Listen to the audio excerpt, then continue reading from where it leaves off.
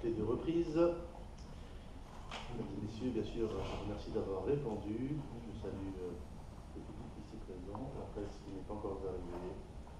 Alors, je propose dès à présent de désigner Madame Sutera comme secrétaire de séance. Et donc, elle va procéder à l'appel. Qu'est-ce qui est contre? Personne. Daniel, je peux procéder à l'appel. Merci. Bonsoir. Alors, Monsieur Ferraud. Présent. Madame D'Angelo. Présente. Monsieur Muller. Présent. Monsieur Afriad, absent excusé dans la procuration à Monsieur Misba. Monsieur Meyer. Présent. Madame Delachat, absent excusée dans la procuration à Madame D'Angelo. Monsieur Yahi. Présent. Madame Erdogan. Présent. Madame May. Monsieur Kauschke. Présent. Monsieur Misba doit arriver. Madame Muller, absente. Monsieur Bourgonju. Présent. Madame Sissanessi. Voilà. Absente. Monsieur Bardot. Présent. Madame Zalouk. Présent. Monsieur Yasser. Présent. Monsieur Insalako. Présent. Madame Young, absente excusée dans la procuration à Monsieur Muller. Madame Schutz. Présent. Monsieur Chenard. Absent. Madame Darabu. Présente. Monsieur Legala. Présent. Madame Clam. Présente. Madame Castillo, absente excusée dans la procuration à Madame Koch. Madame Belka. Présente. Madame Boucatel.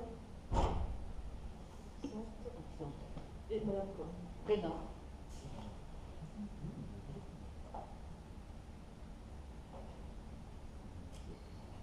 C'est bon? C'est fini.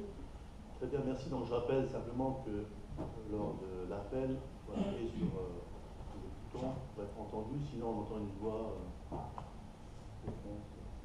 Pas très bien. Alors, avant de passer au point numéro 1, je souhaiterais ajouter donc une délibération.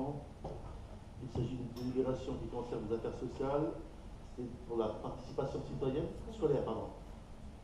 C'est la piste citoyenne de mémoire. C'était des billets de cinéma qui avaient été offerts aux enfants. Donc, y a-t-il une opposition particulière? Très bien. Donc, on passe au point numéro 1. Compte rendu de la séance du Conseil du 6 juillet. On va passer à l'adoption. Qui est contre? Qui s'abstient? Merci. À l'unanimité. Et nous passons à la délibération numéro 2. Monsieur Kauschke, vous avez la parole. Merci, Monsieur le ministre. Alors, il s'agit de l'attribution d'une subvention dans le cadre du Fonds de participation des habitants. Vu le Code général des collectivités territoriales et notamment les articles L2121-29 et L2321-1, vu les crédits prévus au budget primitif relatif à l'exercice 2018, développé dans le cadre du volet cohésion sociale du contrat de ville 2015-2020, les fonds de participation des habitants FPH ont pour objectif de soutenir les projets portés par les habitants, organisés ou non en association. Considérant que l'enveloppe attribuée pour l'année 2018 se monte à 25 000 €, participation ville plus État, et qu'une enveloppe complémentaire ville a été ouverte pour les projets hors quartier prioritaire. Considérant la demande de M. Roland Clam et Henri Pell relative à l'organisation d'une fête des voisins le 9 septembre prochain, rue des Jardins, il est proposé au conseil municipal d'octroyer une subvention de 300 € pour l'organisation d'une fête des voisins rue des Jardins le 9 septembre 2018, d'en autoriser le versement à M. Roland Clam et d'imputer les dépenses correspondantes sur les crédits figurant au budget général de la ville. Merci, Victor. Est-il des questions? Madame Kopp. Mais, monsieur le maire, voilà. Là, on a la preuve que c'est ouvert vraiment à tout le monde.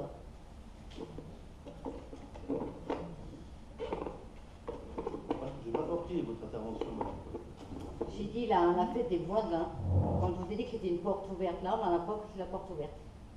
Ben oui, mais c'est voulu. Oui, c'est voulu, mais alors, dans le quartier, j'ai rien contre la personne qui demande, hein, loin de là. Hein. Maintenant, pour les 300 €, parce que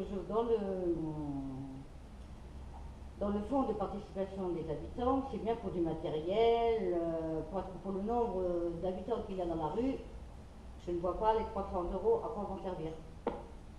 Chaque année, ils se sont débrouillés tout seuls. On est d'accord? Je dois répondre.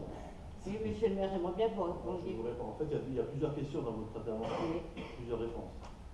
La première, c'était, je ne sais pas si vous vous souvenez, c'était lors d'un conseil municipal de début d'année, on avait expliqué qu'on ouvrait une enveloppe complémentaire hors quartier politique, parce que justement, nous trouvions anormal qu'on pouvait, entre guillemets, organiser des fêtes de quartier sur le quartier prioritaire de Vérène, alors que sur le quartier village, on ne pouvait rien faire, financé par l'État.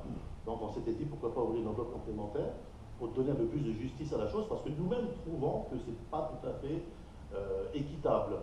Maintenant, après, la somme, elle est en fonction du nombre de participants, et de mémoire dans le courrier, on avait un nombre de personnes, et nous avons estimé 300 €, c'est correct, mais de mémoire, c'est quelque chose comme 10 € par personne. Voilà. Alors j'aurais à prendre une question. Alors si c'est une enveloppe, c'est une enveloppe à part, pourquoi elle n'a pas été rajoutée dans le règlement intérieur des fonds de participation des habitants? Mais parce qu'il n'y a pas de financement de l'État, d'accord. C'est ce que j'explique depuis 3 minutes, c'est qu'en fait l'État n'a pas souhaité jouer le jeu pour les manifestations hors quartier prioritaire. Voilà. Alors bonjour à la porte ouverte au village.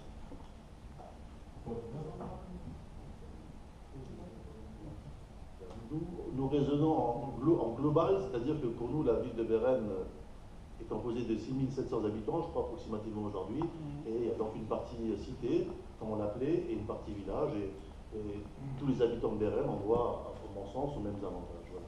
Sinon, il y aurait forcément une part d'injustice dans ces décisions. Voilà, merci pour cette réponse. Donc on va passer au vote. Qu'est-ce qui est contre cette enveloppe? S'abstient? Une abstention. Madame Tam ne vote pas, bien sûr. Une abstention, deux abstentions. Très bien. Votez. Allez, délibération suivante. Monsieur le maire, vous avez la parole. Attribution d'une subvention exceptionnelle à l'ACE.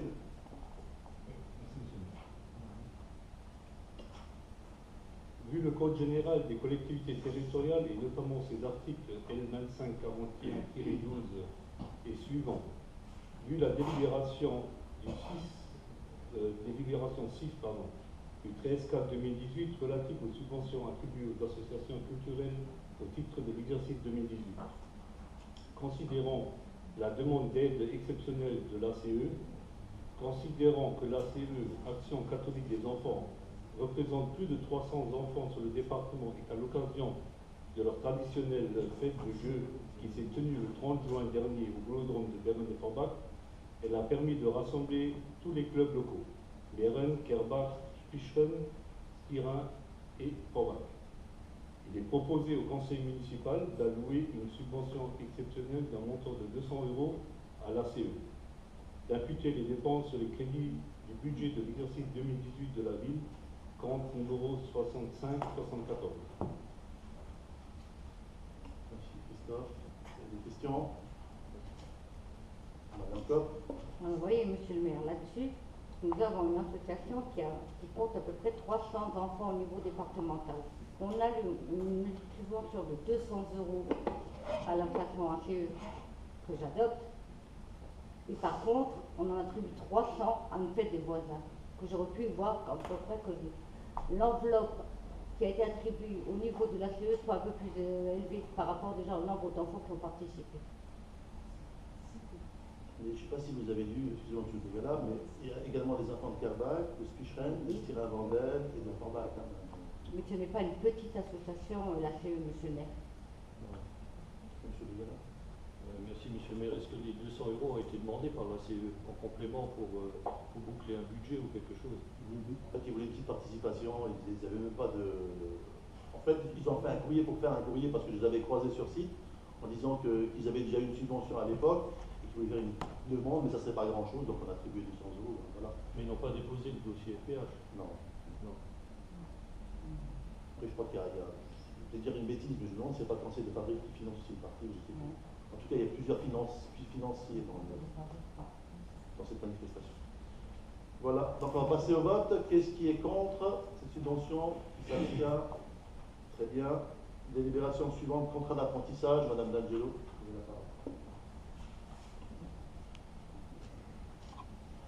Alors, vu le Code général des collectivités territoriales, vu le Code du travail, vu la loi numéro 2009-1437 du 24 novembre 2009 relative à l'orientation et à la formation professionnelle tout au long de la vie, vu la loi numéro 92-675 du 17 juillet 1992 portant diverses dispositions relatives à l'apprentissage, à la formation professionnelle et notifiant le Code du travail, vu le décret numéro 92-1258 du 30 novembre 1992 portant diverses dispositions relatives à l'apprentissage et son expérimentation dans le secteur public, vu le décret numéro 93-162 du 2 février 1993 relatif à la rémunération des apprentis dans le secteur public non industriel et commercial, vu l'avis donné par le comité technique en date du 21 août 2018, considérant que l'apprentissage permet à des personnes âgées de 16 à 25 ans d'acquérir des connaissances théoriques dans une spécialité et de les mettre en application dans une collectivité territoriale, cette formation en alternance est sanctionnée par la délivrance d'un diplôme ou d'un titre. Considérant que ce dispositif présente un intérêt tant pour les jeunes accueillis que pour les services accueillants, compte tenu des diplômes préparés par les postulants et des qualifications requises par lui, notre commune peut donc décider d'y recourir. Cette démarche nécessite de nommer un maître d'apprentissage au sein du personnel communal. Celui-ci aura pour mission de contribuer à l'acquisition par l'apprenti des compétences correspondant à la qualification recherchée ou au titre ou au diplôme préparé par ce dernier. Le maître d'apprentissage disposera pour exercer cette mission du temps nécessaire à l'accompagnement de l'apprenti et aux relations avec le centre de formation des apprentis. De plus, il bénéficiera de la nouvelle bonification indiciaire de 20 points. Considérant que le salaire minimal perçu par l'apprenti correspond à un pourcentage du SMIC allant de 25% à 70%, déterminé en fonction de son âge et de sa progression dans le cycle de formation, alors conférer l'article D-6222.26 et L 6222-27 du Code du travail, considérant que ce dispositif s'accompagne d'aides financières du Conseil régional et d'exonération de charges patronales et de charges sociales, il restera à la charge de la ville du coût de la formation de l'apprenti dans le CFA qui l'accueillera. Il est donc proposé au conseil municipal d'autoriser le maire à créer 2 postes d'apprentis selon les conditions du tableau ci-dessous. Donc le service est pour les espaces verts, nombre de postes dans ces 2, et le diplôme préparé c'est un bac professionnel aménagement paysager pour une durée de formation de 3 ans. D'autoriser aussi M. le maire à signer tout document relatif à ce dispositif, et notamment le contrat d'apprentissage, ainsi que la convention conclue avec le centre de formation d'apprentis, et d'inscrire au budget les crédits correspondants selon les conditions précisées par les articles L 6227-1 et L 6227-12 et D 6271-1 à D 6272-2 du Code du travail.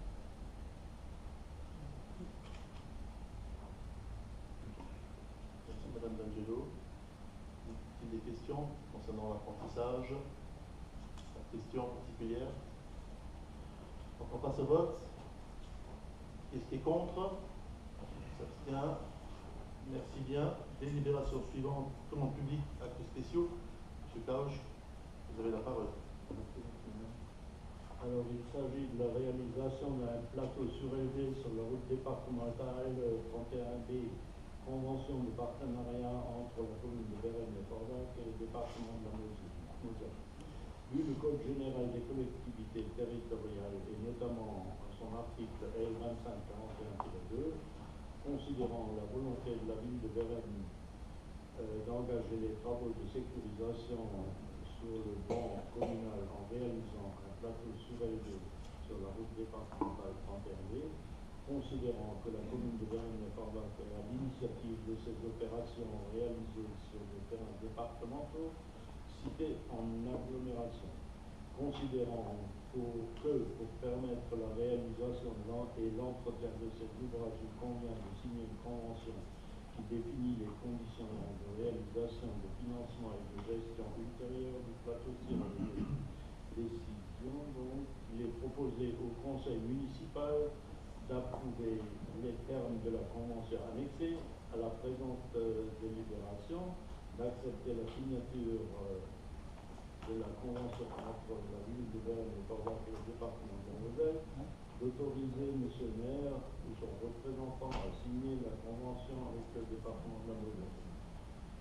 La convention est annexée. Est-ce qu'il faut que je vous la lise? Non. Oui. Là. Monsieur le maire, je ne sais pas si M. Poche a terminé, j'ai l'impression. Ben, il demandait simplement si vous devez lire ce soir la convention. Ah non, non, non, non. On va lui épargner. Donc voilà. On va lui Donc, épargner vous avez la parole. Oui, monsieur le maire, donc il me semble que ce ralentisseur a déjà été réalisé. Oui. Donc encore une fois, on met la charrue avant les bœufs, c'est-à-dire on fait d'abord la dépense et ensuite on cherche à régulariser. Encore une fois, on paye à la place du département, c'est-à-dire on est sur une route départementale et on paye, on prend une décision de construire un ralentisseur sur une route départementale, ce qui normalement devrait échoir au département. Ce que nous n'avons toujours pas, c'est cette fameuse étude à laquelle vous vous référez toujours en disant qu'il y a des gros problèmes d'insécurité sur les routes et que c'est dans cet esprit et à la lumière de cette étude que vous réalisez tous ces ronds-points. Moi, ça me donne plutôt l'impression de devenir un petit peu une monomanie, pour le moins gênant, parce que ça engage chaque fois des frais financiers entièrement supportés par la commune. On ne sait pas si cette étude est une réalité ou pas. On ne sait pas à quoi ça correspond. Si vraiment il y avait des problèmes d'insécurité à ce niveau, ça devrait être théoriquement du ressort du département d'engager ses dépenses. Donc tout ceci m'interpelle. Ça devient un petit peu une tradition, c'est-à-dire que vous engagez systématiquement des travaux sur des compétences qui ne sont pas les vôtres, qui sont théoriquement celles du département. Donc j'aimerais bien vous entendre à ce sujet. Nous avions installé maintenant 36 mois des radars pédagogiques sur site, après avoir entendu les habitants de la rue Forbach qui se plaignaient de la vitesse excessive des personnes qui viennent du village voisin, notamment le matin et le soir. Donc on a fait un relevé, on a la possibilité d'installer une clé USB sur les radars et faire des relevés techniques. Et donc ça avait été réalisé par l'agent responsable de la police municipale. Donc on s'était rendu compte que les vitesses étaient vraiment très très excessives. On était très souvent au-delà des 100 km/h. Donc on a fait appel au service du département avec qui on a eu différents entretiens et bon, malheureusement, effectivement, aujourd'hui le département est très réticent pour l'installation de plateaux, non pas par rapport à la sécurité, mais par rapport à leur budget. Donc nous avons pris la décision, équipe municipale, d'installer un plateau, sachant qu'en agglomération, la sécurité relève de la police du maire. Donc c'est à ce titre-là que nous avons installé ce plateau et aujourd'hui les véhicules sont ralentis et aujourd'hui la population est plutôt satisfaite du résultat et je sais que j'ai été voir quelques familles de la rue Forbach qui sont très contents. Donc quelque part, sur le fond, vous n'avez pas tout à fait tort en disant que c'est normalement une compétence département, mais si, encore une fois, si on attend à chaque fois la réponse financière ou technique du département, aujourd'hui malheureusement, on n'avancera pas, monsieur le maire. Nous mettons en avant en priorité la sécurité. Après, c'est une façon de voir les choses que je respecte. Voilà. Mais en tout cas, nous avons pris la décision d'installer un plateau. Sur la rue du 1er septembre, c'était exactement la même chose avec les écoles. Si on devait attendre l'installation d'un plateau devant les écoles, rue du 1er septembre, avec le technopole qui s'est vraiment, vraiment bien développé, avec des autocars aujourd'hui de la société Briam qui passent au quotidien, en termes de sécurité, nous n'étions pas bons. Donc encore une fois, nous avons aussi pris la décision à l'époque de répondre par cette décision. En agglomération, la sécurité relève de la police du maire. Voilà, ce sont des choix politiques. Oui, alors, deux remarques. Si vraiment cette étude dont vous parlez, à laquelle vous retranchez systématiquement pour justifier l'installation de ces plateaux, si vraiment cette insécurité était tellement flagrante, je pense que les arguments que vous pourriez développer auprès du département, forcément le département il serait sensible. C'est de sa compétence et c'est un peu facile de dire systématiquement on ne peut pas attendre que le département prenne la décision, il vaut mieux qu'on le fasse nous. J'avais déjà soulevé ce problème en son temps quand on a pris la délibération pour installer ce plateau. La réponse de M. Afriad a été que, celle que vous venez de dire à l'instant, il est de la compétence du maire dans le giron communal de prendre les décisions de police. Je vous ai dit, je vous ai demandé, est-ce que le département était d'accord et avisé? Aujourd'hui, on constate, après plusieurs mois, qu'on commence à demander l'avis du département et qu'on fasse une convention d'occupation. Là, je suis désolé, on est vraiment tributaire de la lenteur administrative parfois. Et encore une fois, on ne juge pas ce qui se passe dans les administrations, surtout à Metz, mais très sincèrement, que ce soit sur la rue du 1er septembre, la rue de Sarreguemines, la rue de Kerbach et la rue de Bouzba, de mémoire, c'est à chaque fois la même chose, et vous avez raison de faire la remarque. On reçoit toujours les conventions après, malheureusement, voilà. Par contre, nous demandons, parce que nous connaissons la problématique, nous demandons l'autorisation de démarrer les travaux avant de, justement pour gagner du temps. Oui, pour des raisons de sécurité. Peut-être vous gagnez du temps, mais vous perdez beaucoup d'argent, monsieur le maire. C'est ça mon problème, c'est que vous êtes en train de dépenser de l'argent qui est destiné à la commune à la place du département. C'est ça ce qui me dérange dans ces initiatives. J'ai bien pris votre position. Et en même temps, moi je vous le répète, malheureusement, nous préférons aujourd'hui travailler sur la sécurité des habitants, la sécurité des quartiers, donner du bien vivre à Bérem. Parce que quand vous habitez dans une rue, je suis désolé de vous le dire, où les véhicules passent à plus de 100 km/h, et ça, vous venez me voir, je vous montrerai sur ordinateur, c'est effrayant. Mais si ce document existe, c'est un document public, à ce moment-là, diffusez-le. Vous tranchez systématiquement derrière cette fameuse étude. Non, mais c'est vous qui posez des questions. Moi, j'ai pas de problème par rapport à ça. Ça a été débattu avec l'équipe municipale et la commission des travaux. Après, si vous posez des questions, si c'est public, si vraiment c'est tellement flagrant, que ça pose tellement gros problèmes, diffusez-le. On arrêtera peut-être de poser des questions. Et je crois même, pour accentuer la chose, je crois même qu'il y a une étude similaire sur le village voisin. Où là, ils ont carrément des véhicules qui passent à plus de 150 km/h à un moment. Mais sinon, on peut les aider aussi. Apportez-nous la preuve de ce que vous dites. Je vous les enverrai. Apportez-nous la preuve de ce que vous dites. Peut-être qu'on modifiera notre point de vue. Mais en l'état, ce qu'on constate, c'est que vous engagez des dépenses à la place du département. Et vous n'arrivez pas à sensibiliser le département suffisamment à ces problèmes de sécurité routière. Théoriquement, c'est là votre travail. Ça passe d'abord comme ça. Ensuite, si on n'a pas vraiment de réponse, on peut arriver à d'autres initiatives. Mais là, j'ai l'impression que ça se systématise. Désolé de vous le dire. Croyez-moi qu'au département, j'ai été à plusieurs reprises seul, avec des techniciens. On n'a pas réussi effectivement à convaincre pour l'immédiateté, mais en même temps, on a réussi à avoir les autorisations pour démarrer les travaux auparavant. Donc, quelque part, je suis assez satisfait du résultat, même si ça a coûté de l'argent et la sécurité n'a pas pris M. Bécon. C'est sûr, il se frotte les mains, le département. Hein. Vous faites le travail à sa place. Très bien, on va passer au vote sur cette convention. Qui est contre? Qui s'abstient? Très bien. Délibération suivante. Délibération numéro 6, c'est moi qui vais les lire. Domaine et patrimoine, acquisition de biens immobiliers, vu le Code général des collectivités territoriales, notamment ces articles L1311-9 à L1311-13 et L2241-1 et L2541-12, vu l'article L3221 du Code général de la propriété des personnes publiques, considérant que la saisine des domaines est obligatoire pour toute acquisition d'une valeur hors taxe, hors droit supérieure ou égale à 180 000 €, considérant l'avis du service du département compétent rendu le 27 juin 2018, considérant la possibilité d'acquérir des ateliers d'une grande superficie et en bon état sur la départementale D31, considérant que ces ateliers sont occupés par des sociétés, ce qui leur confère une valeur locative supplémentaire, considérant que ces locaux auront une utilité dans la restructuration du programme nouveau de rénovation urbaine, il est proposé au conseil municipal d'approuver l'acquisition des parcelles cadastrées en section 17, numéro 23 et 281, d'une contenance respective de 2364 m² et 2324 m². Ces parcelles comportent plusieurs constructions. Cette acquisition est conclue pour un montant de 300 000 €, montant supérieur à l'évaluation des services de l'État.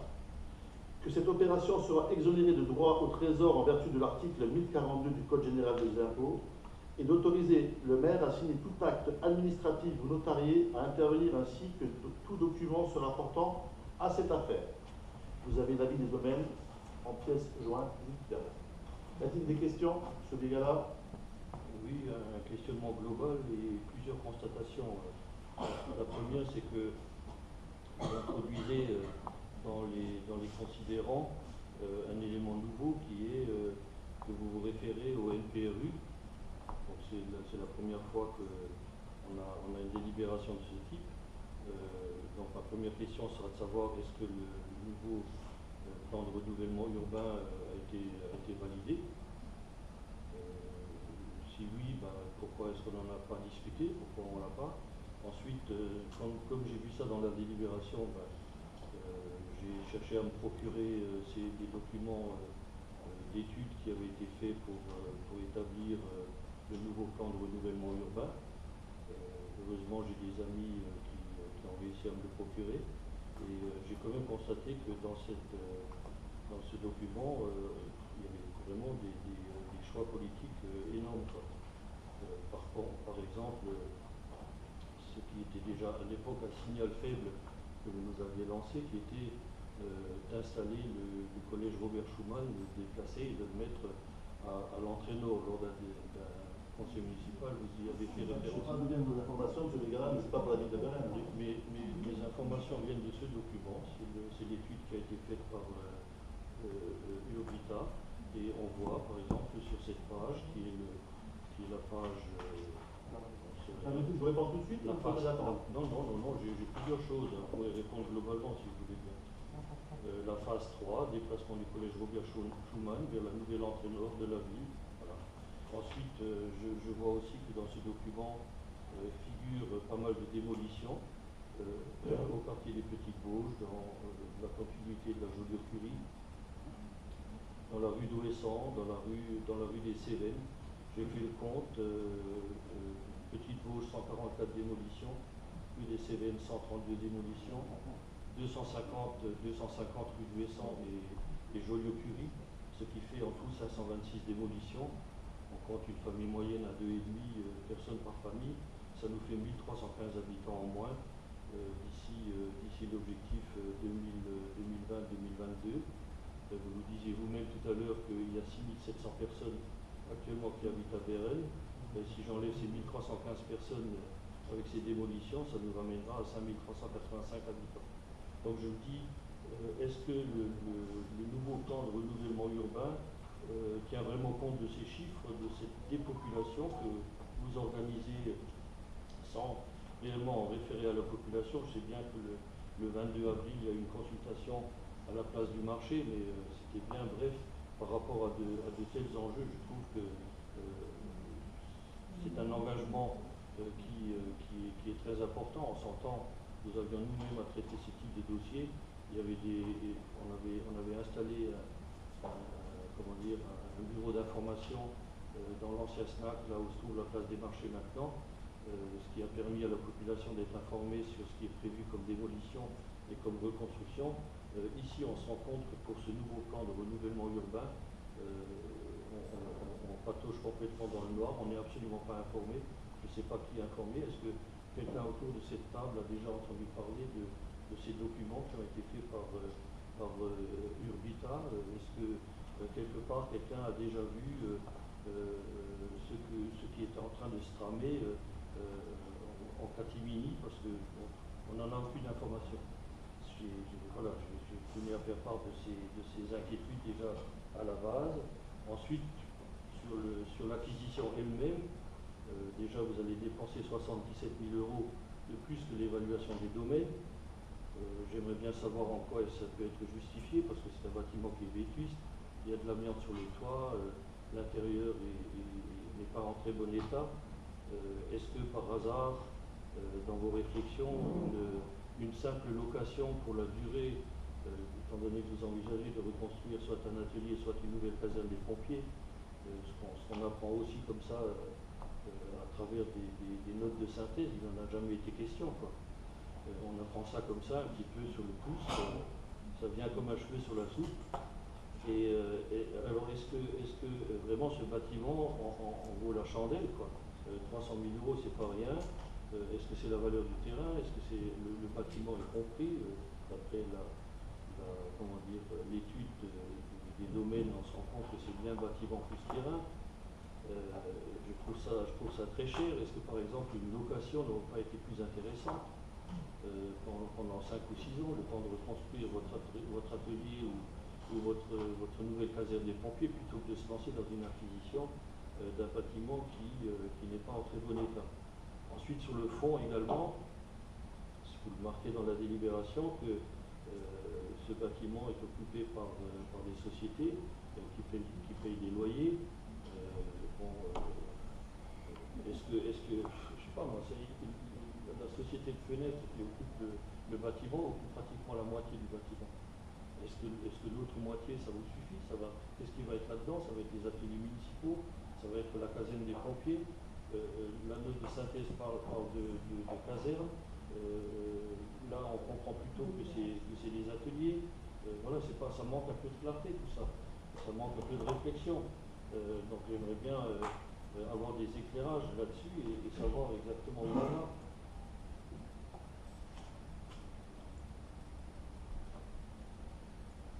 Je pense également que si vous aviez l'intention, par exemple, de faire déménager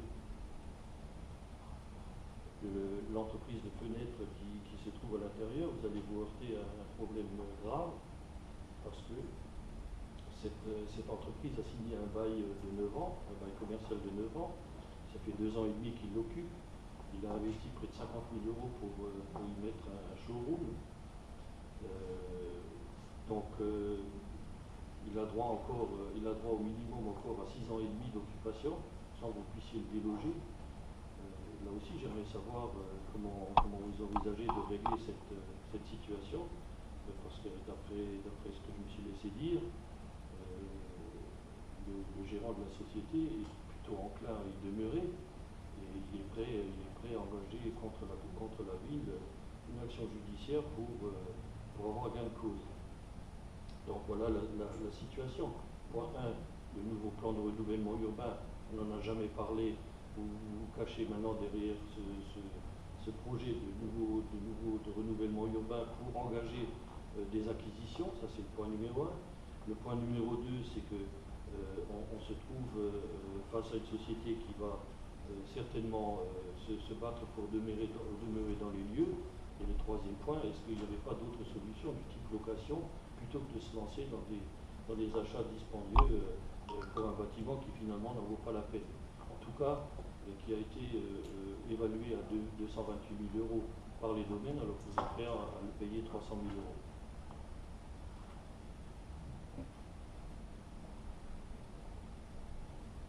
C'est bon. Monsieur le gars, j'aime bien votre façon de présenter les choses et j'aime beaucoup votre façon d'apporter les choses en disant qu'un document est arrivé sur votre bureau par, m'excusez du terme, par le Saint-Esprit. Non. On parle Un ami. Non. Je voudrais juste rappeler quelque chose. C'est que le document que vous avez sous les yeux, parce que vos amis vous envoient droit au mur, le document que vous avez sous les yeux, c'est un document qui a été élaboré avec les habitants de Bérenne, de mémoire, avec le Conseil citoyen, avec bien sûr des élus de mémoire, des techniciens élus, Lesquels? des élus qui participaient aux tables rondes, parce que vous n'étiez pas là. C'est passé en 3 journées, non une journée au marché, c'était 3 journées dans 2 journées au Palais des Sports. Et à partir de là, vous avez aujourd'hui sous les yeux un document qui s'appelle un schéma directeur. Donc rien n'est validé, ce sont que des suggestions et des idées qui auraient pu être, ou qui pourraient être.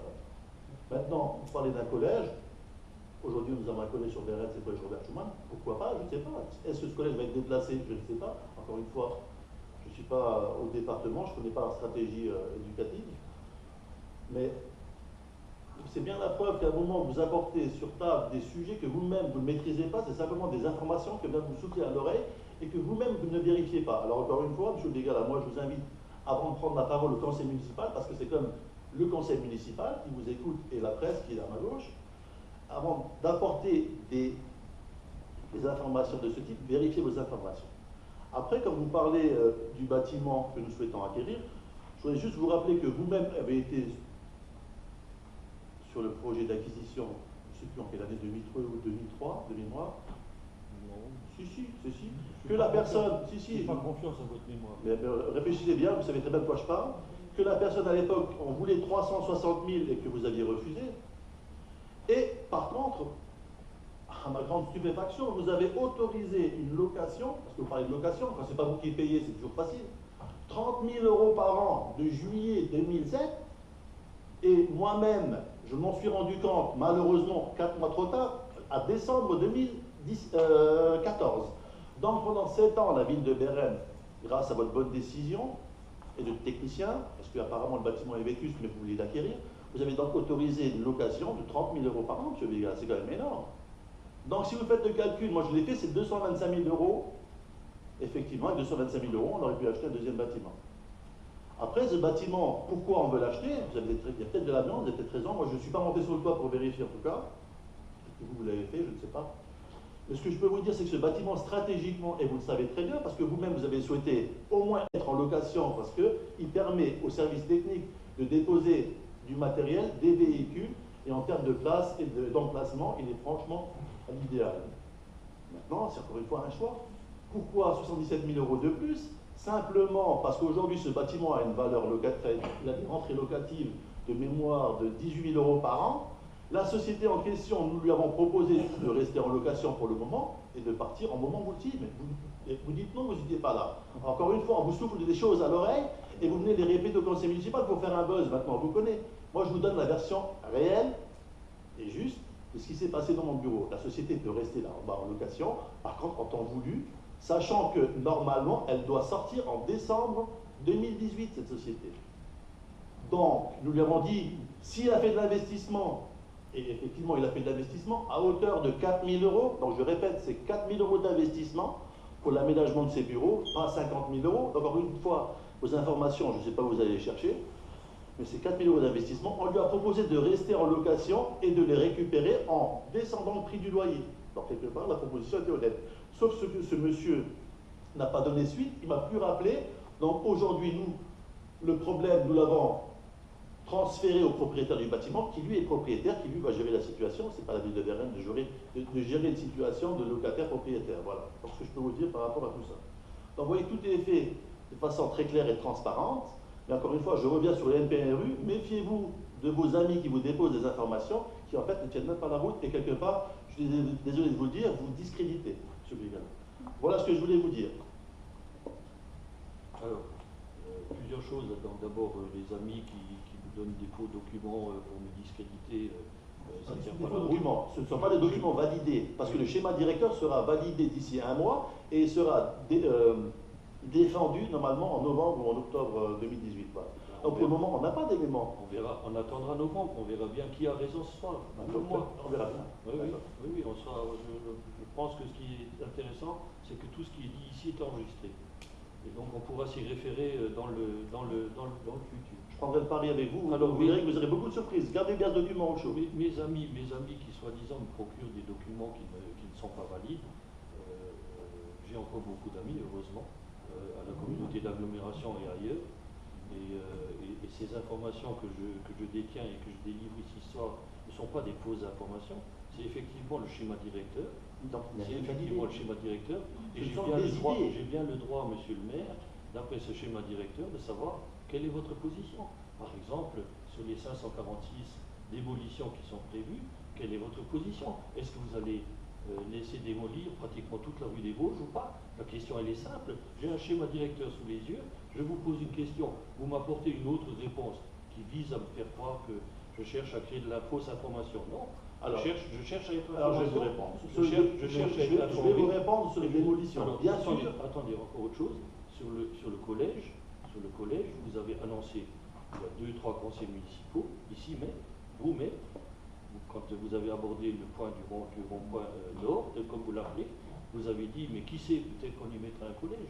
Audrey Castillo qui était là, vous n'allez quand même pas être sérieux, monsieur le maire. Donc, je vois ici dans ce schéma, vous vous référez, attendez voir, laissez-moi terminer mon argumentaire, vous vous référez vous-même à ce schéma directeur pour faire, peut-être c'était une boutade, je ne sais pas. En tout cas, c'était plaisanterie de mauvais goût. Enfin, nous, on l'a pris comme ça. Pour vous, ça vous amuse peut-être, nous, ça ne nous amuse pas. En tout cas, vous vous référez exactement au même document que moi pour faire des boutades ici autour de cette table qui est votre conseil municipal. En principe, vous êtes là pour nous informer sur ce qui se passe au niveau politique et les décisions que vous prenez. Donc, si vous voulez qu'on reparle du PRU, on parlera de la société qui s'est implantée là-bas tout à l'heure. Je pense qu'il sera très friand d'entendre les informations que vous venez de donner, parce qu'on l'a eu au téléphone aujourd'hui.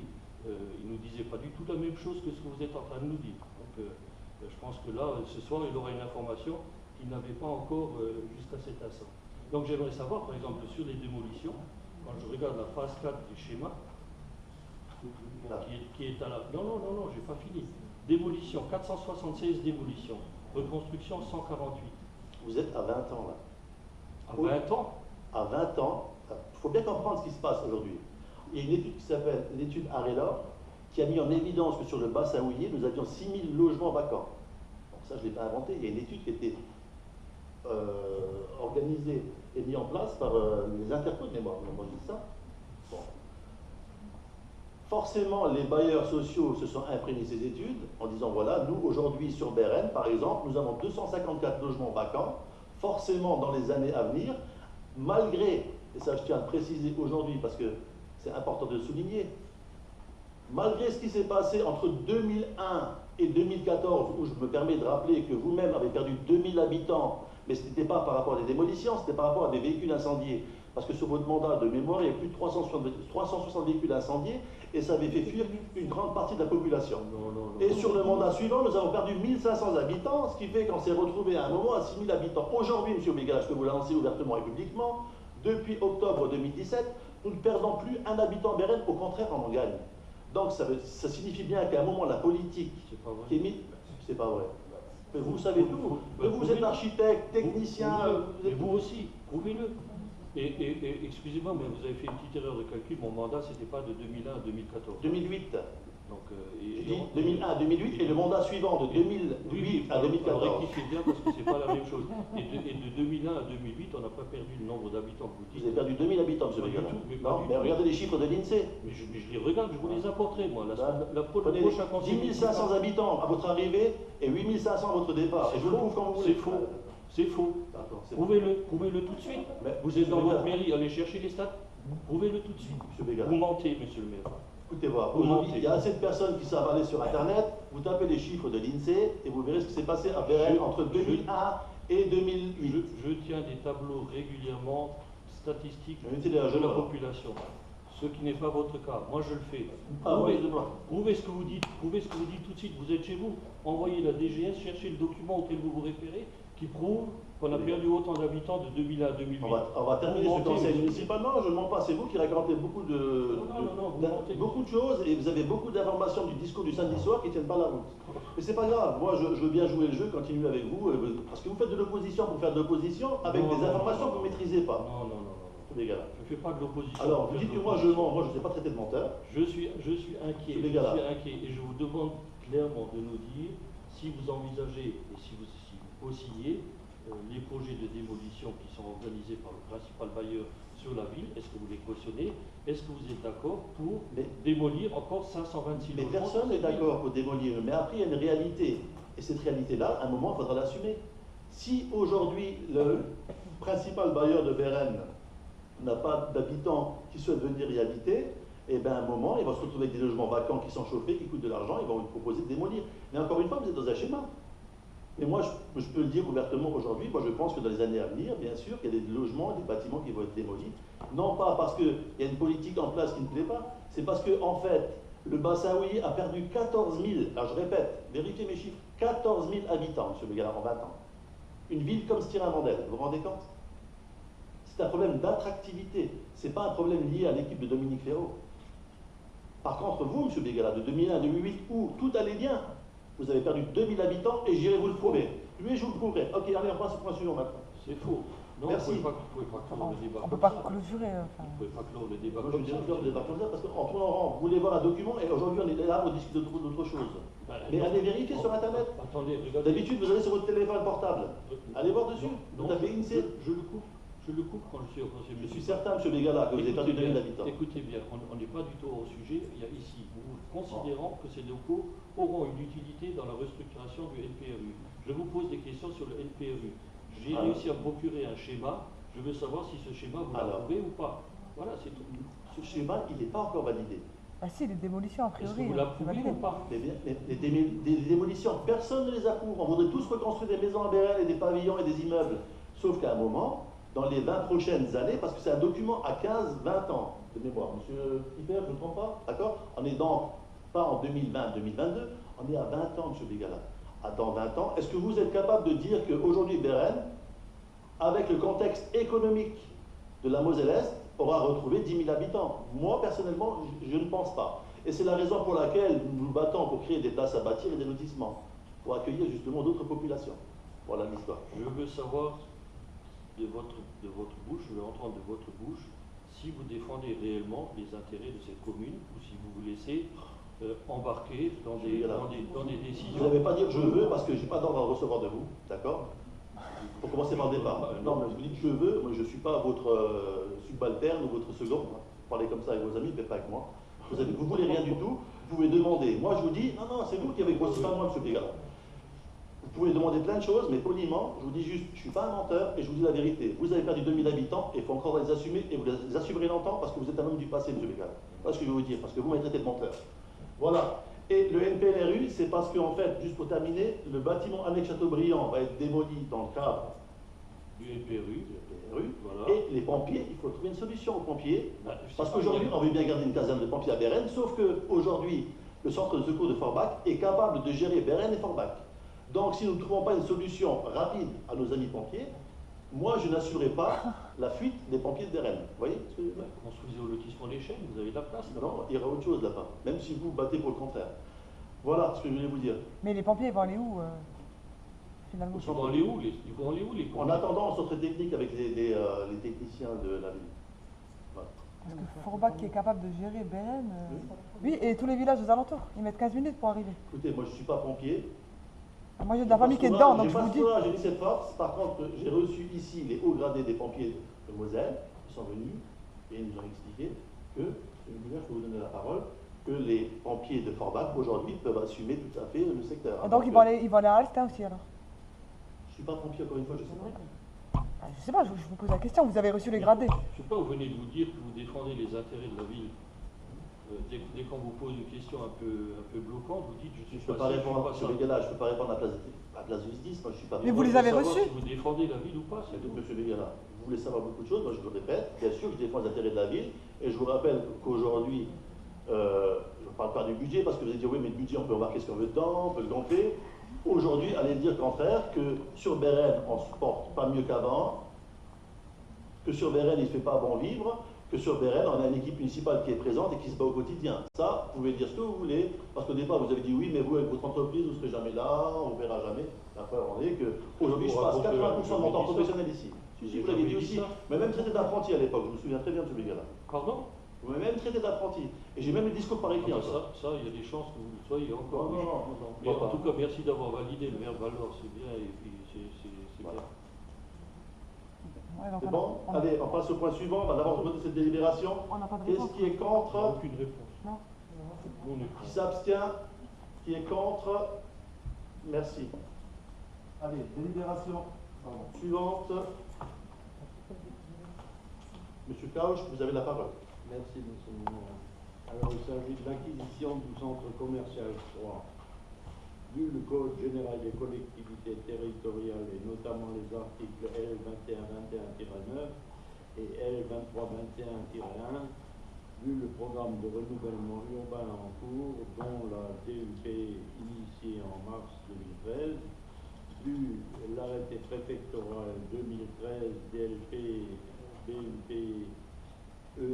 E-60 du 4 mars 2013, vu les délibérations 13-09-06-2017 du 9 juin 2017 et 19-25-05-2018 du 25 mai 2018 relatives aux acquisitions par le PFL des logements et des commerces du centre commercial CC3 hors occupation des époux Yasser et Akassem.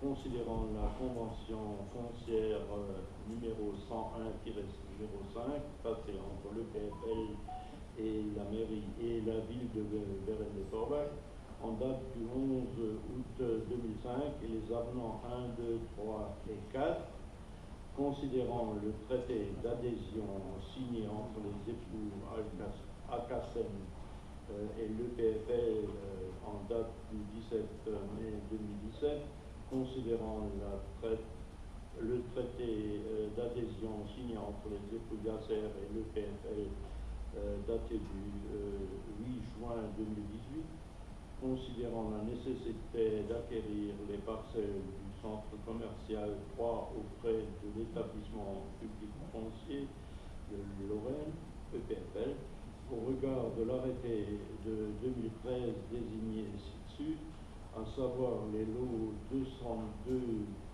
pour 354 millièmes, 203 pour 413 millièmes, 204 pour 21 millièmes, afin de procéder à la démolition du bâtiment.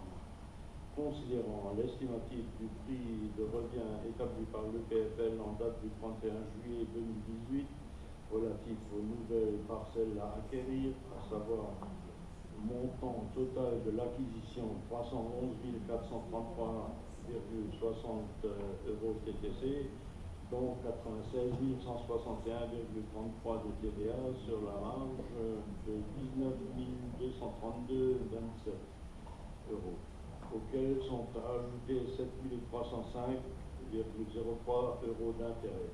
L'ensemble se décompose comme suit. 2018, capital total restant dû 311 433,60, annuité hors intérêt 19 232,27, annuité totale 19 232,27. 2019, restant dû 292 201,33, annuité hors intérêt 73 050 euros, 33. Intérêt 2922,01. Annuité totale 75 972,34. 2020 219 151 euros. Annuité hors intérêt 73 050,33. Intérêt 2191,51. Annuité totale 75 241,84. 2021, 140, restant dû 146 100,67, annuité hors intérêt 73 050,33, intérêt 1461,01, annuité totale 74 511,34. 2022, restant dû 73 050,33, annuité hors intérêt 73 050,33, intérêt 730,50, annuité totale 73 780,83. Donc il y a au total une annuité de 338 738,63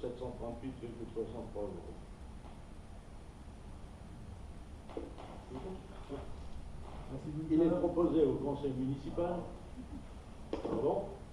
Il est proposé au conseil municipal, d'autoriser l'acquisition de ce bien auprès de l'EPFL Lorraine dans les conditions prévues dans la convention financière et le livrement consenti. Le versement des annuités selon le planning établi ci-dessus, le maire a signé tous les documents relatifs à ces versements. De dire que M. Martel Lotta, notaire, est désigné pour représenter la ville en vue de la signature de l'acte authentique, que les crédits seront inscrits par décision modificative au budget 2018 de la ville. Merci M. Karochke. Y a-t-il des questions? Pas de questions? Très bien, on passe au vote. Qu'est-ce qui est contre? S'abstient? Merci bien. Délibération suivante, délibération numéro 8. Monsieur Muller, vous avez la parole. Merci. Signature d'une convention d'utilisation du domaine public. Vu le Code général des collectivités territoriales et notamment son article L 2541-12, vu la délibération du Conseil communautaire en date du 14 décembre 2017 prévoyant le déploiement de bornes à papier, considérant qu'au titre de sa compétence collecte des déchets ménagers et assimilés, la communauté d'agglomération de Forbach-Port-de-France organise la collecte de certains flux en apport volontaire, et que pour les besoins de ces collectes, les conteneurs seront installés sur le domaine public communal. Considérant que le déploiement des dits conteneurs vise l'amélioration du taux de recyclage et l'allègement du poids des bacs roulants, il est proposé au conseil municipal d'autoriser monsieur le maire à signer la convention d'occupation du domaine public jointe à la présente en vue de l'installation de conteneurs. Très bien. Donc, il s'agit des conteneurs déposés par l'Interco. Y a-t-il des questions concernant ces conteneurs? Pas de questions. On passe au vote. Qu'est-ce qui est contre? Personne. S'abstient. Merci bien. Délibération suivante. Je sais pas qu'est-ce qui est de la parole. Elle est écrite chez moi. Madame Danjou qui a la parole. Défrichement, distraction du domaine forestier. Donc, demande de distraction du régime forestier. Donc, il s'agit du giratoire à l'entrée est de la commune. Vu le Code général des collectivités territoriales et notamment l'article L 2541-12 et suivant, vu la circulaire DG phare SDFBC 2003-502 du 3 avril 2003 du ministère de l'Agriculture, de l'Alimentation, de la Pêche et des Affaires rurales qui décrit la procédure de distraction du régime forestier, considérant que pour la création du giratoire à l'entrée est de la commune, donc le secteur de la Fista-Coel, la parcelle section 14 numéro 253 est impactée. Considérant que cette parcelle gérée par l'Office national des forêts est classée en zone MF et relève du régime forestier et qu'il convient de demander la distraction du régime forestier, considérant que la demande de distraction concerne donc la parcelle section 14 numéro 253 qui a une surface totale de 14 083 ar, la surface à distraire donc, de ce régime forestier est de 14 ar et 0,8 centiares, soit une surface totale à distraire de 1408 mètres carrés. Il est donc proposé au conseil municipal d'autoriser le maire à déposer une demande de distraction et d'application du régime forestier sur la parcelle précitée et à signer tout document et acte relatif à ce dossier. Donc vous avez en pièce jointe donc, la parcelle qui est concernée. Voilà. Voilà. Il s'agit de la petite parcelle. Vous pouvez voir. Vous pourrez mettre aussi à votre bilan, monsieur le maire, le nombre d'arbres que vous aurez détruits durant votre mandat. Et en plus, maintenant, les éléments vous aident un peu parce que sur ce secteur qui a été déboisé, comme on a enlevé les arbres qui étaient en périphérie à cause du giratoire, ben, ceux qui étaient derrière sont moins résistants, ben, ils ont fini par casser. Ça, c'est pas de votre faute. Mais par contre, on le verra tout à l'heure, encore une autre délibération qui va porter sur du défrichement. Je crois que ça, c'est aussi un élément que vous pourrez porter à votre bilan. Vous n'êtes quelqu'un qui n'aime pas les arbres, visiblement. Les faits le prouvent. Très bien, merci. Allez, on passe au... Juste rajouter que par rapport à cette parcelle qu'on enlève, on a proposé à l'Office national des forêts justement diverses zones pour replanter des arbres. Donc on attend maintenant la réponse. Alors pourquoi pas le mettre dans la délit? Parce que ça ne concerne pas la délit, mais c'est prévu de replanter des arbres. Allez, on passe au point suivant, on va voter. Qu'est-ce qui est contre? Qui s'abstient? Très bien. Les délibérations suivantes. Monsieur Karoch, vous avez la parole. Tout autre sujet, la bourse BAFA 2018. Merci, monsieur le maire. Vu le Code général des collectivités territoriales et notamment les articles L 2121-29, L 2321-1, considérant que la municipalité souhaite porter une aide à l'employabilité des jeunes Bérinois âgés de 17 à 35 ans, considérant que le dispositif consiste à une prise en charge par la commune et le CGET du coût total et partiel du BAFA dans les deux stages payants, formation théorique et formation d'approfondissement ou de qualification, considérant qu'en partie le bénéficiaire effectuera préalablement une activité volontaire d'intérêt collectif de 70 heures dans un service municipal. Il est proposé au conseil municipal la mise en place du dit dispositif et on arrête le nombre à 10 candidats pour l'année 2018, d'autoriser M. le maire à procéder à son lancement dans le respect des principes fondamentaux de la commande publique, à procéder à la signature de tous les documents en convention charte relatifs à la mise en œuvre et au bon fonctionnement, à procéder au versement d'une valeur de 500 € par candidat maximum pour la formation générale, 400 € candidat maximum pour une formation approfondie, 650 € par candidat maximum pour une formation de qualification. Après, auprès d'un des trois organismes formateurs de Moselle retenus, le CFAG, les Francas, la Ligue de l'enseignement, d'imputer la dépense sur les crédits figurant au budget primitif 2018 de la ville. Bon. Les conventions, Votre convention. c'est nécessaire de les lire. Très bien. Ça va accompagner des jeunes. Ok. Y a-t-il des questions? Pas de questions. On passe au vote. Qu'est-ce qui est contre? Qui s'abstient? Merci. Délibération suivante. Et c'est moi. Degré de compétences. Demande d'autorisation de défrichement. Alors, vu le Code général des collectivités territoriales, et notamment son article L 2541-12, vu l'article L 214-13 du Code forestier qui stipule les collectivités et autres personnes morales mentionnées au deuxième du 1 de l'article L 211-1 ne peuvent faire aucun défrichement dans leurs bois et forêts qu'ils relèvent ou pas du régime forestier, sans autorisation de l'autorité administrative compétente de l'État. Vu les articles L 341-3, R 341-3 et suivant du Code forestier, considérant la volonté de la ville de créer une nouvelle entrée de ville sécurisée, considérant que le défrichement concerne 1,2 hectares, donc vous avez le tableau dans son détail, considérant que la commune, conformément à la législation en vigueur, proposera une compensation soit avec la mise à disposition de terrains nus non boisés à reboiser, soit en payant une indemnité qui sera calculée en fonction de la qualité de la forêt. Il est donc proposé au conseil municipal d'autoriser le maire à déposer un dossier de demande de défrichement sur les parcelles précitées et d'autoriser le maire à signer tous les documents et actes relatifs à ce dossier. Voilà, vous avez également une pièce jointe derrière avec des petits pointillés qui vous montrent la zone qui va être en demande. Y a-t-il des questions? Monsieur Bégala?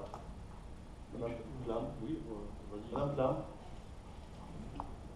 Oui, donc nous constatons qu'en fait, c'est une grande partie que nous faisons la distraction. Et ce que nous constatons aussi, c'est que l'ensemble des villes, tout le monde maintenant, surtout avec le réchauffement climatique, toutes les villes essayent de garder des arbres et garder la fraîcheur. Et là, on fait l'inverse parce que vous entrez dans les projets de la SNI. Ce n'est pas le projet de la ville, mais vous rentrez dans le projet de la SNI, c'est-à-dire que la SNI veut démolir au niveau des Cévennes, et donc vous voulez faire une transversale qui va passer par là. Or, justement, si les habitants aimaient bien habiter rue des Cévennes, c'est bien parce qu'il y avait de la verdure et que c'était bien calme. Exactement. Et que c'était un endroit où on ne circulait pas beaucoup. Or, maintenant, nous allons leur proposer d'avoir du bruit et moins de verdure. Voilà. Donc, parce que ce qui faisait l'originalité de la ville de Bérem, c'était que c'était une ville très verte.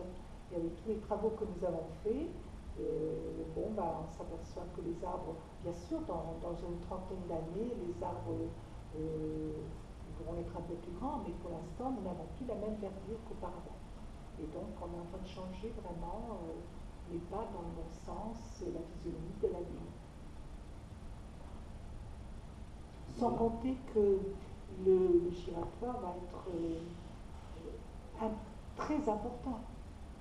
Très important. Hein, vous parliez de 35 mètres, c'est des folies de grandeur, parce que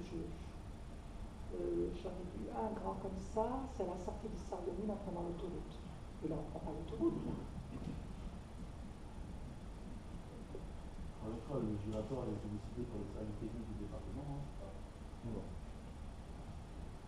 Non. C'est moi qui ai dessiné le giratoire. Vous voulez entendre ça, M. Begala? Oui, c'est ça. Moi, je ne suis pas capable de dessiner un giratoire. Oui, oui. Je suis dans les assurances, je connais la responsabilité. C'est vous qui avez décidé de mettre du giratoire là-bas. Non, je parle du dessin, l'implantation, le dessin.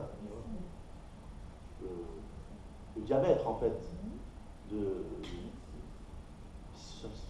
encore une fois, vous avez peut-être raison sur le principe, mais c'est le département qui a pris ça en main pendant un certain temps dans leur service, et ils sont venus nous voir avec deux ou trois projets de mémoire de giratoire, et c'est celui-là, 5 branches, qui a été choisi, notamment pour travailler sur la nouvelle entrée de ville qui est prévue dans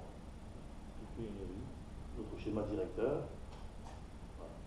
Après, en même temps, il y a plusieurs problèmes dans un problème. Il y a la sécurité, il y a le changement d'entrée de ville.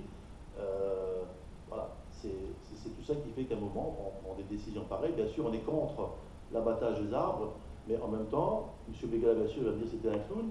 Je rappelle qu'il y avait l'ONF qui était venu ici en mairie, qui avait expliqué que cette zone forestière leur posait plus de problèmes qu'autre chose, et que si, moyennant une compensation, ça ne leur posait pas de problème, bien au contraire. Donc nous, on va jouer le jeu, et puis on avance sur le projet. Mais dans un premier temps, nous, ce qui nous intéresse sur ce projet, c'est le giratoire. Et la vie des gens, la qualité de vie des gens. Mais là, c'est des gens qui habitent même pas ici, qui ont dessiné ça, en fait. Et donc là, finalement, ce que nous parlions avant des démolitions d'habitations, hein, donc correspond finalement,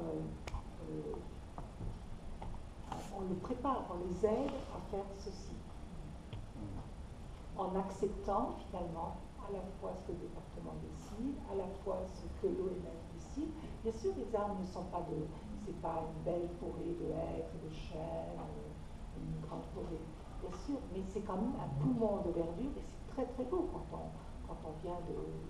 on monte de Tarbes, c'est très agréable d'avoir cette fraîcheur.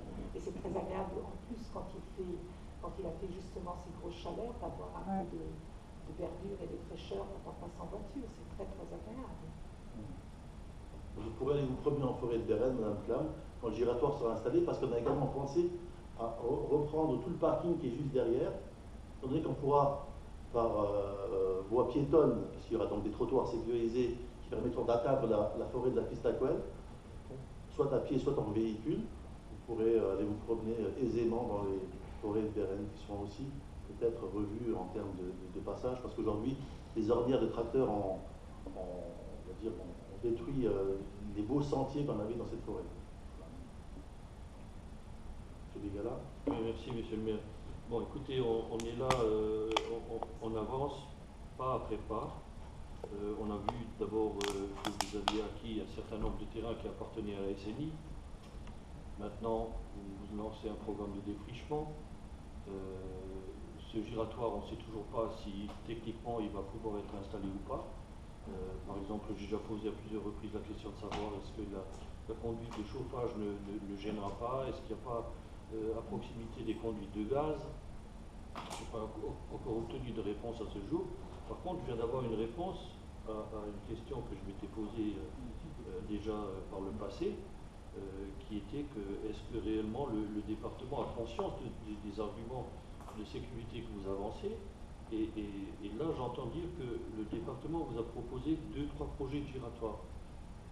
Alors, de deux choses l'une, ou alors ils sont conscients que ce carrefour là-haut présente un danger, à ce moment-là, qu'ils assument l'ensemble de leurs responsabilités et qu'ils construisent eux-mêmes un giratoire, mais on se rend compte que ce n'est pas le cas. Donc c'est systématiquement vous qui avez pris la décision, peut-être à la lumière du schéma directeur du PNRU, sur lequel on voit très nettement qu'ils veulent créer une nouvelle voie qui entrera par ce giratoire qui sera dans le prolongement du boulevard Charlemagne. On voit très bien également que la SNI organise déjà les vacances sur le secteur des Cévennes pour envisager à l'horizon, alors vous me dites c'est l'horizon 2020, je ne sais pas combien, 25 ou quoi, moi je peux vous dire que les Cévennes, avec la vacance qui est organisée, il y a de fortes chances qu'on assiste à la démolition,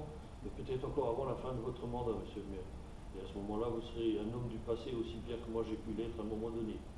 Et croyez-moi que ces éléments en figure-là, on les voit, on voit également. Je disais que c'était le schéma qui se on voit projette à 20 également, ans. excusez-moi, je n'ai pas terminé, on voit également que vous vous êtes attribué ce schéma, que vous vous référez à ça. Maintenant, les choses deviennent beaucoup plus claires. À l'époque, ce rond-point tombait un peu là comme un cheveu sur la soupe. Vous avez fait une enquête publique en disant que vous aviez l'intention d'y construire un centre commercial. Aujourd'hui, on voit d'après ce schéma qu'on pouvait même envisager, et vous l'avez confirmé vous-même, d'y construire le collège.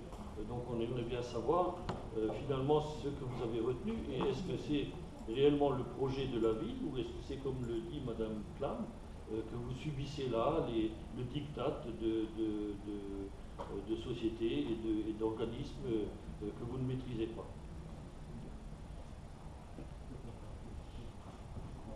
Je répète ce que j'ai dit tout à l'heure. L'objectif premier était et sera très prochainement d'installer un giratoire sur site.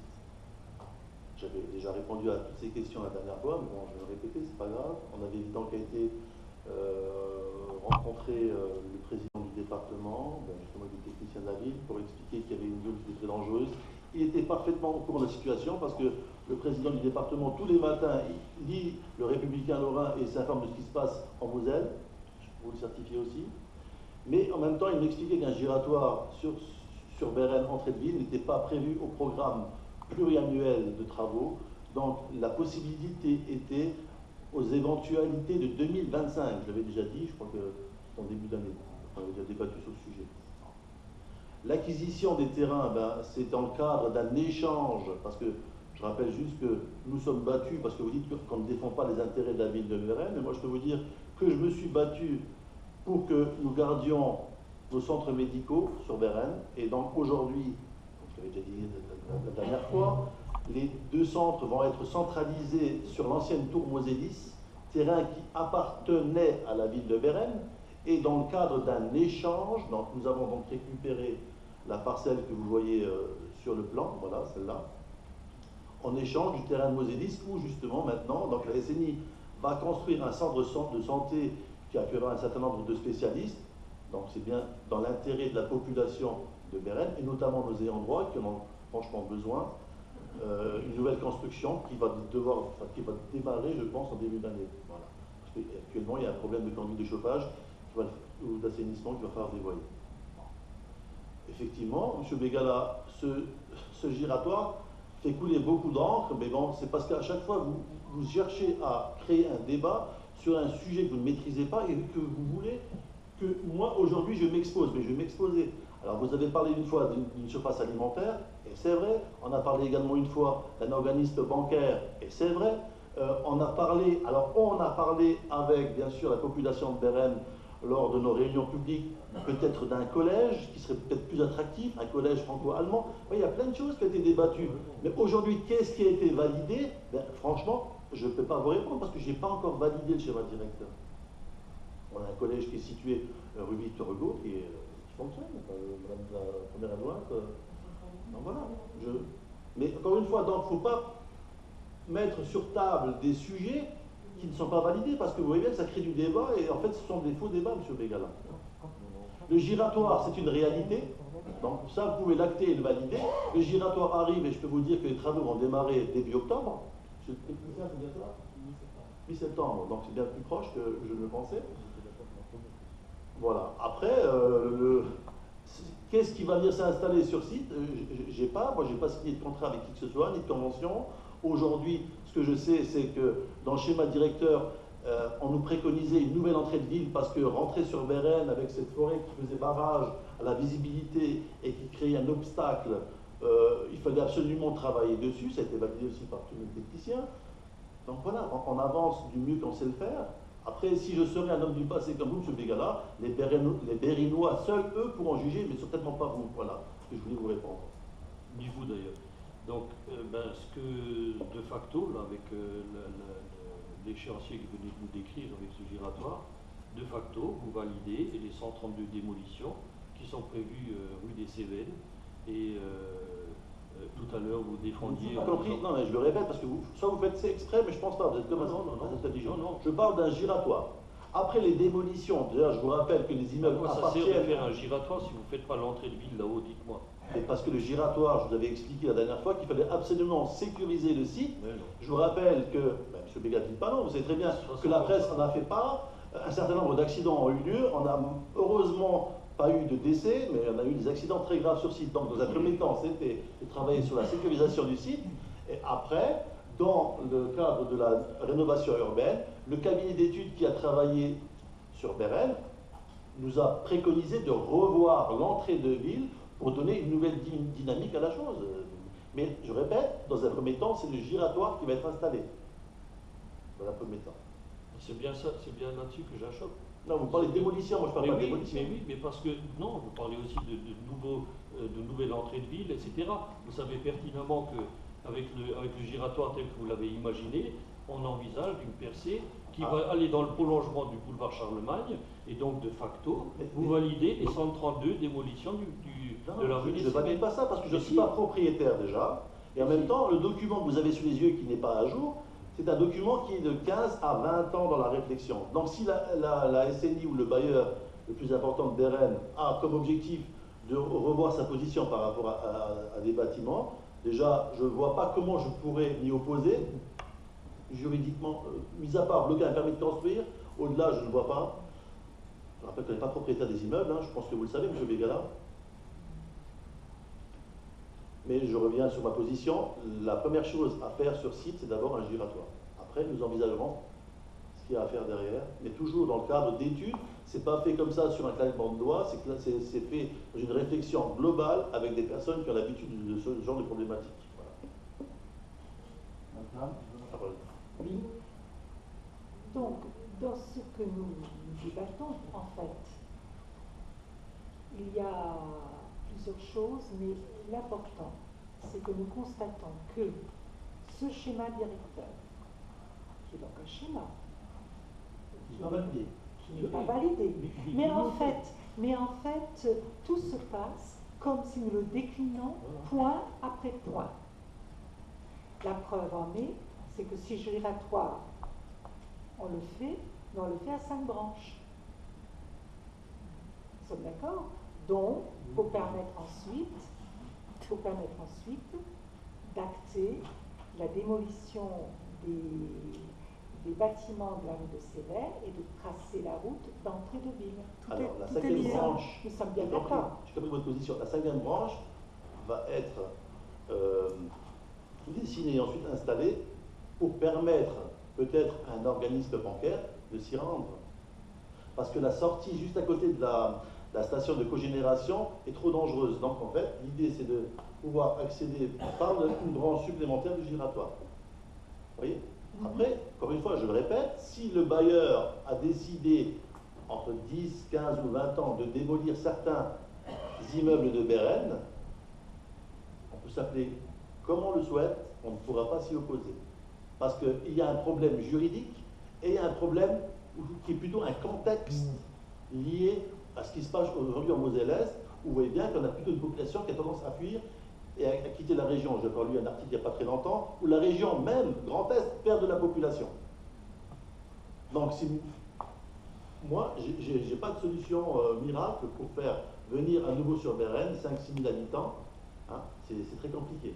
Je pense qu'on a loupé, à mon avis, dans les années qui sont passées, des opérations, notamment de lotissement. Je sais que beaucoup de Bérinois sont attachés à Bérenne, mais malheureusement sont partis construire dans les villages autour. Je ne sais pas quel sera le devenir de la commune de Bérenne dans les 20 ou 30 prochaines années. Est-ce que l'État nous imposera de devenir une grande commune avec les communes qui sont limitrophes et attachées physiquement? Je ne sais pas. Par contre, ce que je sais, c'est qu'aujourd'hui, le bailleur que je reçois tous les 15 jours m'alerte sur les logements vacants. Et aujourd'hui, c'est un vrai problème. 254 logements vacants, c'est pas rien quand même. Voilà, c'est ça. Mais ce qui me rassure, c'est que depuis octobre 2017, la population de Bérenne a été stabilisée. Voilà. Je reviens là-dessus parce que c'est hyper important. C'est intéressant comme débat parce que là on fait de la politique qui nous engage sur 20-25 ans. C'est toujours de la politique à gaz de 25 ans. Pardon? Quand on fait de la politique, on s'engage à long terme. J'espère bien. Donc, j'aimerais savoir qu'est-ce qui peut vous motiver à engager de tels frais en lieu et place, je le répète, du département, alors que vous venez de le dire vous-même, vous ne savez pas quel sera le nombre d'habitants sur Bérenne d'ici 20 ou 25 ans. Je vous ai donné un chiffre tout à l'heure. Je pense que d'ici donc à l'échéance que vous donnez, mais une échéance qui me paraît beaucoup plus proche, entre 20 et 26, 2020 et 2026, on va se retrouver avec quelque chose entre 4500 à 5500 habitants sur cette commune. Vous prenez aujourd'hui des décisions qui auront engagé en termes d'emprunt la commune sur de très nombreuses années. Est-ce que ça vaut le coup, considérant ce que vous venez de donner vous-même comme argument, à savoir qu'il y a énormément de vacances, qu'il va y avoir de moins en moins d'habitants, que la Mosellès est de moins en moins attractive?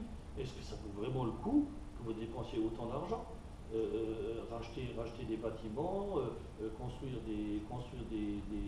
des ateliers, construire des giratoires, plein de giratoires? Est-ce que ça vaut réellement le coup? Est-ce que vous avez réellement conscience de ce que vous faites aujourd'hui, que ce que vous faites aujourd'hui vous engagera la commune sur des décennies?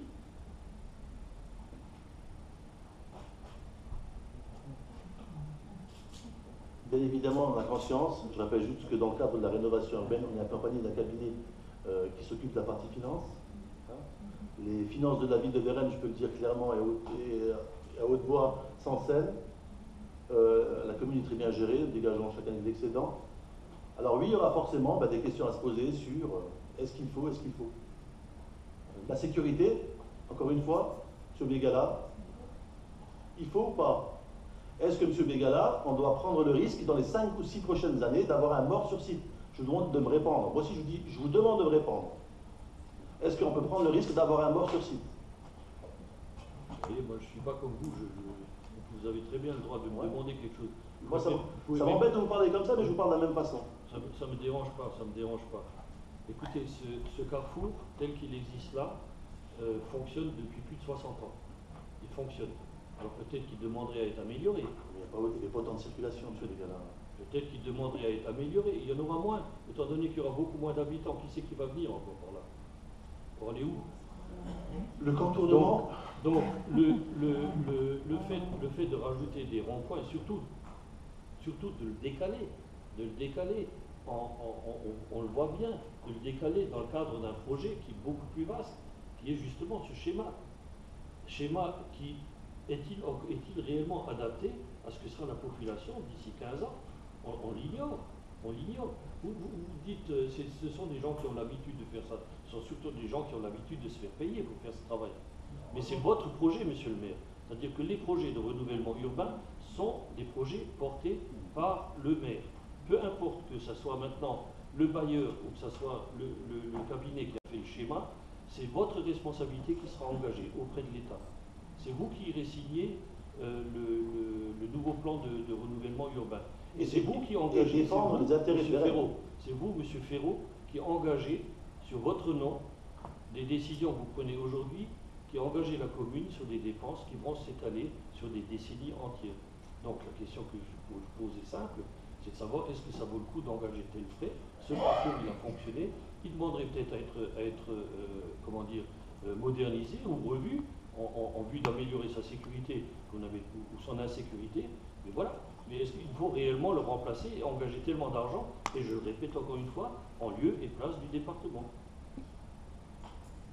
Vous n'avez pas répondu à ma question. Est-ce que vous êtes prêt à assumer un décès dans les 5 ou 6 prochaines années? Vous ne pouvez pas me poser la question comme Si, ça. moi je pose la question. Qui répondrait? Alors voilà. Moi je crains que dans les prochaines années, si on ne fait pas quelque chose, et je suis très sérieux, je pense qu'on aura franchement un jour un drame sur site. Je ne sais pas quand, c'est une question de temps. Non, mais dans ce cas-là, on peut en avoir n'importe où. Si les gens. Je vous rappelle juste que la montée d'Eutin, c'est 14 000 véhicules, et au contournement là, c'est 7 000 véhicules jour. On a les chiffres, les études département qui le prouvent. Je ne vous raconte même pas le samedi matin ce qui se passe sur site. On a souvent des personnes qui viennent de l'étranger, notamment des Allemands, qui viennent au marché, qui ne connaissent pas ce carrefour qui est franchement plutôt un bol de spaghettis vu du ciel, qui à chaque fois, c'est toujours la même chose, oublie de marquer le stop et à chaque fois percute un véhicule. Moi, je pense très sincèrement que ce giratoire, il est franchement, il est hyper important. Voilà. Après, c'est effectivement, est-ce qu'on doit attendre 5 ou 6 ans pour que le département le finance entièrement? Moi, je n'attendrai pas. Voilà, c'est ça la vraie question. Après, c'est profiter de la 5e branche pour installer peut-être un organisme bancaire, peut-être un magasin. Ben, je ne sais pas. Voilà. Donc on fait une branche avec des peut-être, sans savoir s'il y aura effectivement. Et vous me pensez comment vous voulez faire pour faire accéder à un magasin, les clients dans le magasin? Comment vous voulez faire pour faire accéder les personnes qui travaillent dans les organismes bancaires, je veux dire dans l'organisme bancaire? Et si c'est On pas a créé une sacrée branche. Et si c'est pas le cas? Si ça ne se fait pas? Mais bien sûr que ça va se faire. Dites pas peut-être, alors dites-le. Non, non, mais on a fait comment jusqu'à présent? Pardon, Sam. Est-ce que franchement, vous pensez qu'en installant des services commerciaux en périphérie de la ville, vous allez rendre Béreul plus attractif? Est-ce Expliquez-nous que ça. vous pensez que si demain le Crédit Mutuel nous quitte, parce qu'on va le citer, est-ce que si vous pensez que cette banque quitte Béreul, les personnes qui ont entre 60 et 80 ans, qui n'ont pas de véhicule, vont être embêtées? Je vous demande de me répondre. Je vous demande de me répondre. Non mais répondez à ma question. Oui, Ben voilà, eh ben moi je veux pas. Je vais vous Et répondre. aujourd'hui le discours de cet organisme-là, Posez c'est une nous. question, monsieur le maire, laissez-moi Laissez-moi parler. répondre. Cet organisme-là, aujourd'hui, s'ils ne trouvent pas de solution, ils vont quitter le secteur. Et les premiers embêtés et les premiers qui vont me faire des remarques, je pense que ce sera vous. Et monsieur le maire, vous étiez prêt à valider que la banque se mette à la sortie de Béreul? Mais oui. Non, il n'y a pas longtemps. Madame Kopp, c'est ce que je viens de... Est-ce que vous pensez sincèrement que les personnes que vous citez, Comment ils vont faire de la depuis jusqu'à la sortie? 80 ans, comment ils vont faire pour aller là-haut? C'est lui qui l'avait dit là-bas. Comment ils vont faire? Bon, en tout cas, sur le Vous allez principe, installer je préfère, une trame ou, je préfère Allez, une sixième même branche. les accompagner en véhicules communaux. Parce que certains, je vous rappelle que certaines personnes... Hein, Vous ne pouvez pas faire ça. ben, on l'a bien fait pour les magasins, je vous rappelle. Hein. C'est un En peu tout de la cas, concurrence si déloyale. demain, Hein. l'organisme bancaire que je viens de citer nous quitte, vous serez le premier à crier au scandale, M. Bégal. Voilà ce que je voulais vous dire. Non, mais ça c'est. Bon, Écoutez-moi, excusez-moi de prendre la parole, je ne l'ai pas demandé. Je peux la voir juste un instant. Je trouve que j'ai l'impression qu'il y a une petite désorganisation dans la ville qui est en train de s'opérer. Bon, alors, donc il est prévu de faire un centre médical sur l'ancien plateau de la Tour. Bien. Nous avons aussi un centre commercial privé qui s'est fait à Béréna. Pas un centre commercial. le centre médical existe déjà. Oui, Il est déplacé de 50 mètres. Oui, il D'accord, est à modernisé. 50 mètres et ils vont nous laisser après quelque chose qui part en ruine pour nous à gérer. C'est-à-dire que nous, on récupère ce qui va se détériorer et eux ils se construisent un patrimoine neuf. Ensuite, nous avons donc ici à Béréna, nous avons aussi, comment dirais-je, un cabinet. Non, il n'est pas un projet, il est construit. Oui, il n'a pas encore démarré. Oui, mais je me suis posé la question, ils vont utiliser les parkings publics pour installer tous ces gens qui vont venir habiter là-dedans? je pense qu'ils vont utiliser des parkings publics, plus des parkings privés, parce qu'il y aura également des parkings privés. Et le sous-sol, c'est pour ceux qui vont habiter dans le. Mais voilà, donc en fait, après, les gens vont avoir moins de, comment dirais-je, moins de place pour stationner. Les habitants de Beren même vont avoir moins de place pour stationner et pour aller à l'autre, comment dirais-je, à l'autre cabinet médical. Parce qu'il y a un cabinet médical privé avec 3 médecins. Apparemment, il y aura plusieurs professionnels. Oui, ben justement, donc il n'y aura plus de place pour les gens, pour les clients. Ensuite, on prévoit la démolition pour faire donc le rond-point et peut-être que la banque projettera de s'installer là-bas, ce qui voudrait dire encore du parking. Donc on va se transformer vraiment, ce qui faisait comment dirais-je, le charme de Beren quand on l'a visité, c'était son aspect vert.